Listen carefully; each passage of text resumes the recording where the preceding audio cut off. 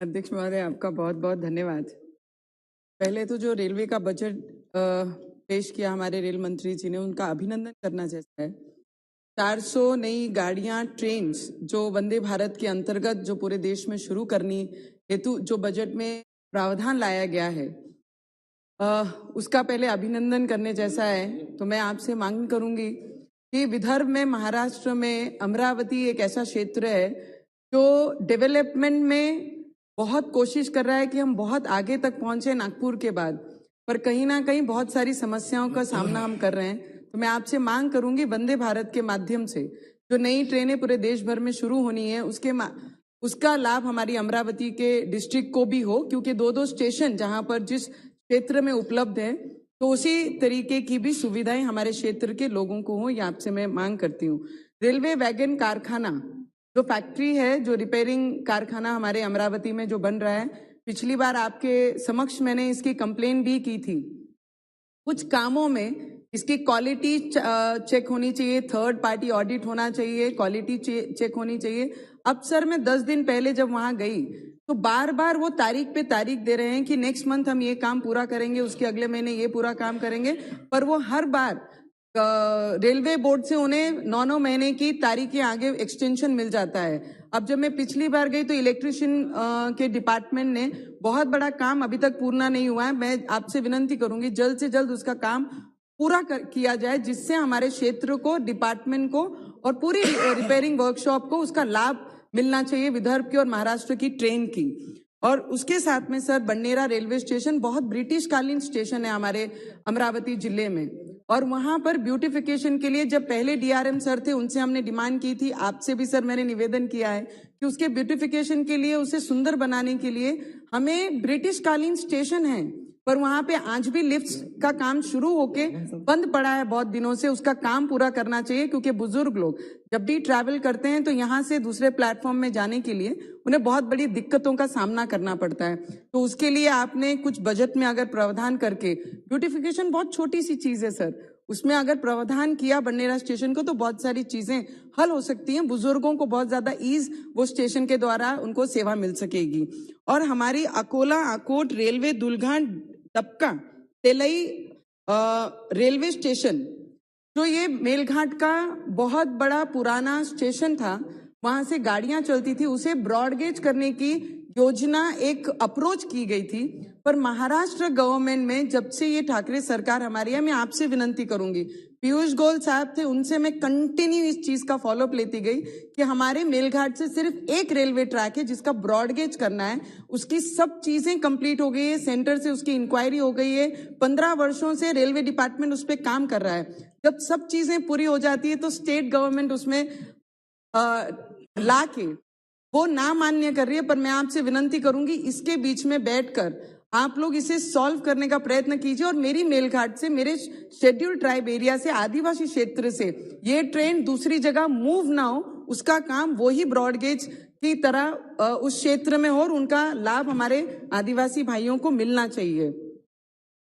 हमारी ब्रिटिश कालीन Shakuntala railway train है सर, हमारे गाड़ी जो अचलपुर, यवतमाल, मूर्तिजापुर, दरियापुर, ये जो ब्रॉडगेज करने के लिए हमने प्रस्ताव दिए, बहुत सारी दिक्कतों का सामना रेलवे डिपार्टमेंट उस दौरान कर रही थी।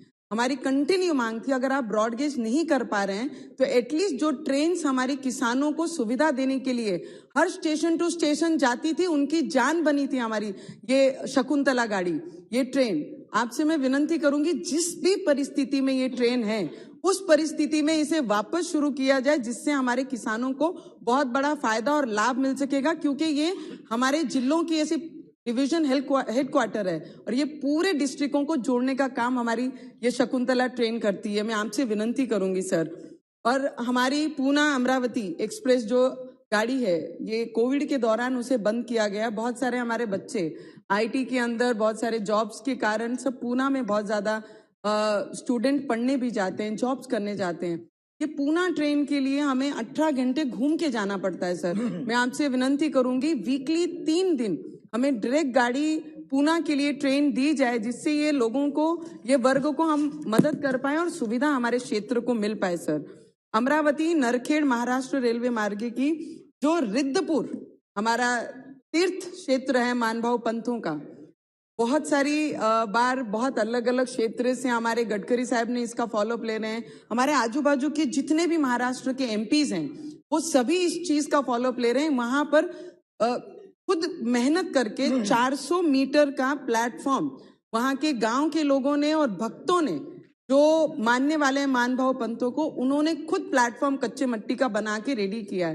कितने वर्षों से ये स्टेशन की मांग कर रहे हैं सर। आपसे मैं विनती करूंगी, अगर वो स्टेशन हम देते हैं तो पूरे देश के जितने भी भावी भक्त हैं जो वहां पर आते हैं वो उनका लाभ ले पाएंगे और उन्हें दिक्कतों का सामना नहीं कर पाएगा। इतनी मैं मांग आपके सामने रखती हूँ सर। मेमो गाड़ी जो नरखेड़ बन्नेरा नरखेड़ जो चलती थी शिराड़ा के लिए, और शिराड़ा गांव है हमारा अमरावती जिले में सर। अभी कोविड के दौरान पहले स्टेशन पे स्टॉपेज था, पर अब जैसे ही लॉकडाउन खत्म होता है और वो स्टेशन पे स्टॉपेज नहीं दे रहे हैं, तो मैं सर के माध्यम से, बहुत छोटी छोटी सी प्रॉब्लम है पर एमपीज को इतना भी राइट्स नहीं है कि वो रेलवे बोर्ड में फॉलोअप करके या डीआरएम से फॉलोअप करके जो चीजें शुरू थी उसे वापस लॉकडाउन के बाद शुरू करना चाहिए। उतना राइट्स अगर हम लोगों को मिला कि आप लोगों ने फॉलोअप किया या आपका एक लेटर मिल गया कि इमीडिएटली स्टार्ट दिस वर्क, अगर ऐसा भी कुछ होता है तो हम कहीं ना कहीं काम कर पाएंगे।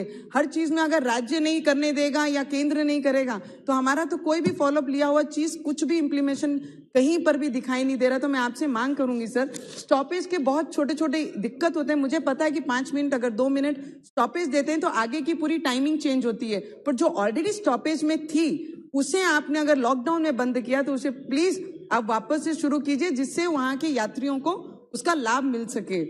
अमरावती जबलपुर एक्सप्रेस सर, हमारे एमपी साहब बिसेन साहब यहाँ पर बैठे हुए हैं, हमारे धारनी के क्षेत्र के बाजू के क्षेत्र के एमपी, जो कंटिन्यू सर, मैं उसमें कंटिन्यू हम फॉलोअप ले रहे हैं कि जबलपुर एक्सप्रेस जो अमरावती से sir, it is very important. Few things more I have to add into this. तो बहुत दिनों से हम इसका फॉलोअप ले रहे हैं सर। जो अमरावती से जबलपुर चलती थी, हमने इसे एक्सटेंशन मांगा था आगे प्रयागराज तक। प्रयागराज लॉकडाउन में, प्रयागराज तो की नहीं पर जबलपुर भी बंद कर गई।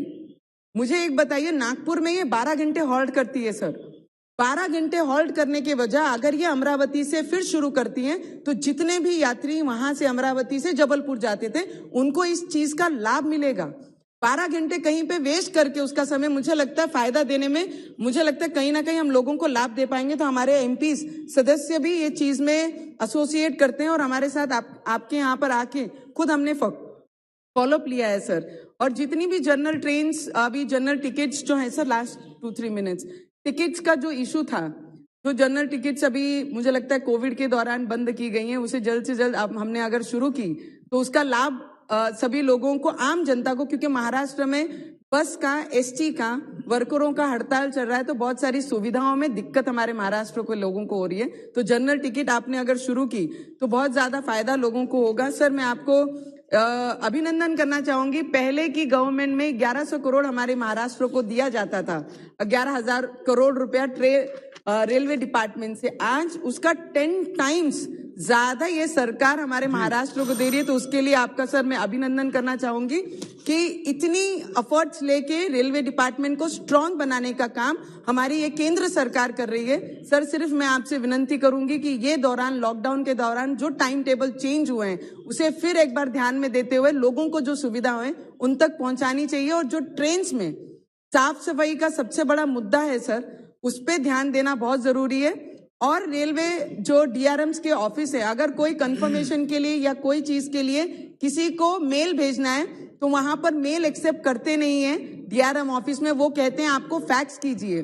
और आज हर ऑफिस में फैक्स कहीं उपलब्ध नहीं है सर, तो वो फैक्स ना मांगते हुए फैक्स मांगते हैं तो उसके लिए 2-2 घंटा सभी को वेट करना पड़ता है और फैक्स करना पड़ता है। मैं भुसावल डिवीजन से बिलोंग करती हूँ सर, हमको डीआरएम ऑफिस वहीं पड़ता है और ये दिक्कत हम भी सामना इसका करते हैं। श्री अनुराग शर्मा जी। और मैं आपको सर ये रेलवे बजट के लिए आपके पूरे डिपार्टमेंट को और आपके पेशेंट्स को, जो पॉजिटिव एटीट्यूड से आप सभी को रिसीव करते हैं, उसके लिए आपका दिल से बहुत बहुत अभिनंदन करते हैं और we support you definitely sir. Thank you. धन्यवाद अध्यक्ष जी। आज मौका मिला रेलवेज पे